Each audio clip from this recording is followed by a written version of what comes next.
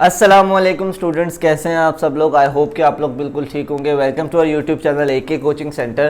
तो आज हम केमिस्ट्री क्लास 10 न्यू बुक का चैप्टर 3 स्टार्ट करने जा रहे हैं, जो कि हमारे पास है ऑर्गेनिक केमिस्ट्री। अच्छा, ये चैप्टर हमारा काफ़ी इंपॉर्टेंट चैप्टर है, ठीक है, काफ़ी इंटरेस्टिंग चैप्टर भी है। अगर आप इस चैप्टर को समझ लेते हैं तो डैट मीन्स कि आपको केमिस्ट्री अच्छी खासी समझ आ जाएगी, क्योंकि काफ़ी डिफ़िकल्ट भी है और काफ़ी, अगर आप एग्जाम के पॉइंट ऑफ व्यू से देखते हैं तो काफ़ी इंपॉर्टेंट चैप्टर है। इसमें से काफ़ी सारे क्वेश्चंस, लॉन्ग क्वेश्चंस और शॉर्ट क्वेश्चंस भी आते हैं। तो सबसे पहले आज हम इसका इंट्रोडक्शन देखने जा रहे हैं कि ऑर्गेनिक केमिस्ट्री हमारे पास होता क्या है। तो सबसे पहले अगर हम देखें ऑर्गेनिक केमिस्ट्री होता क्या, तो ऑर्गेनिक केमिस्ट्री हमारे पास यहाँ पे ऑर्गेनिक कंपाउंड्स होते हैं। दो तरह के हमारे पास कंपाउंड्स होते हैं, एक होता है ऑर्गेनिक, एक होता है इनऑर्गेनिक। ऑर्गेनिक वो होते हैं जिनमें हाइड्रोकार्बन्स मौजूद होते हैं। सबसे पहले हम इनऑर्गेनिक की बात करते हैं। इनऑर्गेनिक कार्बन को छोड़कर बाकी जितने भी एलिमेंट्स के कंपाउंड्स बनते हैं वो हमारे पास इनऑर्गेनिक कहलाते हैं।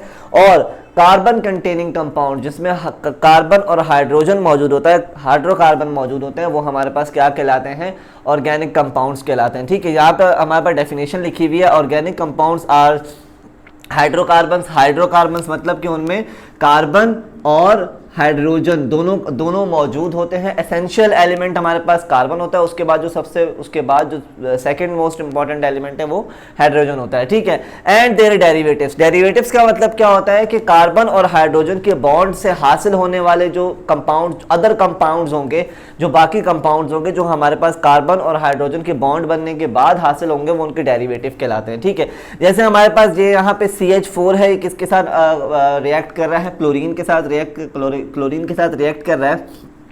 तो ये हमारे पास CH4 प्लस क्लोरीन मिलकर हमारे पास मिथाइल क्लोराइड बना देगा। ठीक है, क्या बना देगा, मिथाइल क्लोराइड CH3Cl। तो ये हमारे पास क्या है, कार्बन और हाइड्रोजन, मतलब हाइड्रोकार्बन्स का डेरिवेटिव है, और प्लस क्या बना देगा, HCl बना देगा। ठीक है, तो डेरिवेटिव किसको क्या कहते हैं कि हाइड्रोकार्बन से, कार्बन या हाइड्रोजन के कंपाउंड से जब ये दोनों बॉन्ड मिलता है, कंपाउंड बनता है, इससे जो अदर कंपाउंड्स बनते हैं उनको क्या कहते हैं, डेरिवेटिव्स कहते हैं। ठीक है, अगर इंट्रोडक्शन की बात करें हमारे पास ऑर्गेनिक केमिस्ट्री की, तो अगर हम बिफोर 18वीं सदी से पहले की, 18वीं सदी के बिल्कुल स्टार्टिंग की बात करें, तो 18वीं सदी में हमारे पास कुछ ऐसे कॉन्सेप्ट आए थे कि एक ब्राज़ीलियस साइंटिस्ट थे हमारे पास, ठीक है, जिनका नाम था ब्राज़ीलियस साइंटिस्ट, एक केमिस्ट थे हमारे पास। इन्होंने कहा था कि हमारे पास जितने भी ऑर्गेनिक कंपाउंड्स होते हैं वो हम एक वाइटल फोर्स के थ्रू हासिल कर सकते हैं, और जो वाइटल फोर्स होती है वो हमारे पास सिर्फ लिविंग बॉडी में मौजूद होती है। तो इन्होंने कहा था कि organic compound can only formed in living organism, plants and animals. ठीक है, इन्होंने क्या कहा था कि जितने भी ऑर्गेनिक कंपाउंड्स होते हैं उनको बनाने के लिए एक वाइटल फोर्स की जरूरत होती है, जिसको बाद में वाइटल फोर्स थ्योरी का नाम भी दे दिया गया था। तो उन्होंने कहा था कि एक खास कुव्वत की, एक खास फोर्स की जरूरत होती है हमारे पास। तो वो हमारे पास सिर्फ कहाँ मौजूद होती है, एक लिविंग ऑर्गेनिज्म की बॉडी के अंदर मौजूद होती है। इसलिए इन्होंने कहा था कि ऑर्गेनिक कंपाउंड जितने भी हमारे पास मौजूद है वो हम कहाँ से हासिल कर सकते हैं, सिर्फ लिविंग ऑर्गेनिज्म या फिर लिविंग बॉडी से हासिल कर सकते हैं, प्लांट या एनिमल से। ठीक है, इसके अलावा अगर हम देखें तो इनकी जो उस वक्त के जो साइंटिस्ट थे बिफोर, अगर हम 1825 से पहले की बात करें तो बहुत बड़े साइंटिस्ट हैं ब्राज़ीलियस, तो लोगों ने इनकी बात मान ली और ऐसे प्रिपरेशन करना छोड़ दी। लेकिन हमारे पास 1828 में एक साइंटिस्ट थे, जर्मन केमिस्ट थे, वूलर, जिनका नाम वूलर था। वो जो है एक लेबोरेटरी में जो है एक कुछ ना कुछ रिएक्शन करवा रहे थे, कुछ एक्सपेरिमेंट परफॉर्म कर रहे थे। तो accidentally ammonium cyanide change into urea. अब यूरिया हमारे पास के उन्होंने एक रिएक्शन कर रहे थे, एक्सीडेंटली अमोनियम साइनाइड रिएक्ट करके क्या बन गया, यूरिया बन गया।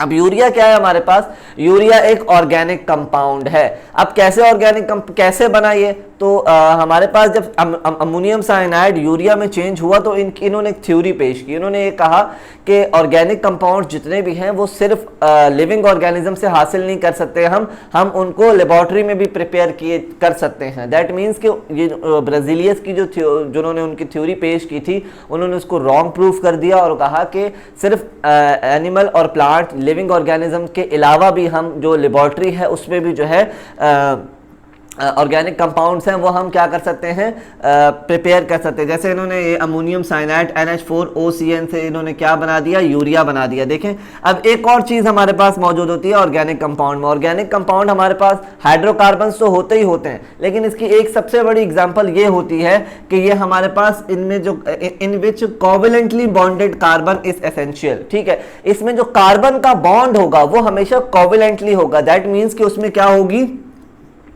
म्यूचुअल शेयरिंग होगी। क्या होगी, म्यूचुअल शेयरिंग लाजमी होगी।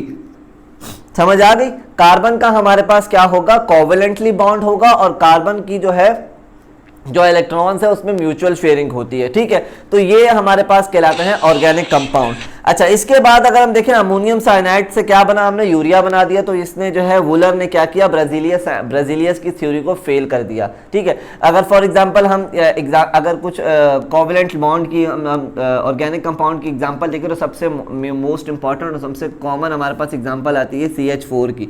ठीक है, CH4 मीथेन जो हम आमतौर पर घरों में यूज़ करते हैं। और इसका फार्मूला अगर हम देखें तो इसका फार्मूला कुछ यूँ है हमारे पास CH, ये हमारे पास इसके साथ ये क्या कर रहा है, कोवेलेंट बॉन्ड बना रहा है। दैट मीन्स कि ये क्या है, इसका आपस में हाइड्रोजन और कार्बन क्या कर रहे हैं, कोवेलेंटली बॉन्ड हैं, कोवेलेंटली आपस में जुड़े हुए हैं। ठीक है, तो ये इसका कुछ इंट्रोडक्शन है और कुछ इसकी जो है ना एग्जांपल्स हैं। अगर अब की बात करें तो हमारे पास मिलियंस ऑफ ऑर्गेनिक कंपाउंड जो है तैयार हो चुके हैं आज के दौर की बात, अभी की हम बात करें, और थाउजेंड्स ऑफ जो है ना हमारे पास जितने भी ऑर्गेनिक कंपाउंड्स हैं वो तैयार हो रहे हैं, हर महीने हर दिन तैयार होते जा रहे हैं। लेबोरेटरी में हम उसको क्या कर रहे हैं, प्रिपेयर कर रहे हैं। तो सिंपल अगर हम ऑर्गेनिक केमिस्ट्री के हम लोग ब्रांच के बारे में हम पढ़ें तो हमारे पास सिर्फ एक सिंपल सी branch of chemistry that deals with the study of hydrocarbon and their derivatives.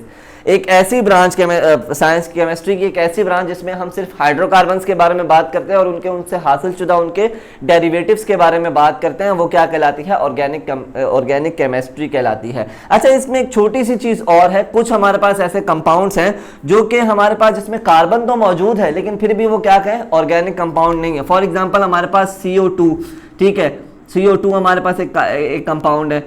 इसके अलावा हमारे पास CO है, कार्बन मोनोऑक्साइड। इसके अलावा हमारे पास CaCO3 हमारे पास एक कंपाउंड है। इसके अलावा अगर हम देखें NaHCO2 हमारे पास ये एक कंपाउंड है। तो ये सारे इनमें कार्बन तो मौजूद है लेकिन फिर भी ये ऑर्गेनिक कंपाउंड नहीं है। इनको कार्बन कंपाउंड्स तो कह सकते हैं लेकिन इनको ऑर्गेनिक कंपाउंड नहीं कह सकते। अब वो क्यों नहीं कह सकते कि मैंने आपको एक बात बताई थी कि यहाँ ऑर्गेनिक केमिस्ट्री, ऑर्गेनिक कंपाउंड वो कंपाउंड्स होते हैं जिनमें हाइड्रो, लेकिन उनमें क्या होता है कि कोवेलेंटली बॉन्ड होता है। तो यहाँ क्या है, ये इनमें सिर्फ क्या है, म्यूचुअल शेयरिंग नहीं हुई भी, कोवेलेंटली बॉन्ड नहीं। तो एक जो प्रॉपर्टी है वो उसकी मैच नहीं हो रही। तो आई होप कि आपको ये टॉपिक जो ऑर्गेनिक केमिस्ट्री का जो टॉपिक है वो इंट्रोडक्शन है थोड़ा सा समझ आया होगा। इंशाल्लाह नेक्स्ट टॉपिक में हम इसकी जो इसके फार्मूलाज हैं उसके बारे में डिस्कस करेंगे, क्लासिफिकेशन है, सोर्सेज हैं और बहुत सारी चीज़ें हैं ऑर्गेनिक केमिस्ट्री के अंदर, वो तमाम चीज़ें हम लोग डिस्कस करेंगे। अगर इस टॉपिक में आपको कुछ भी समझ ना आया हो तो लाजमी हमसे कमेंट सेक्शन में हमें बताइएगा। तब तक के लिए अपना बहुत सारा ख्याल रखिएगा। अल्लाह हाफिज़।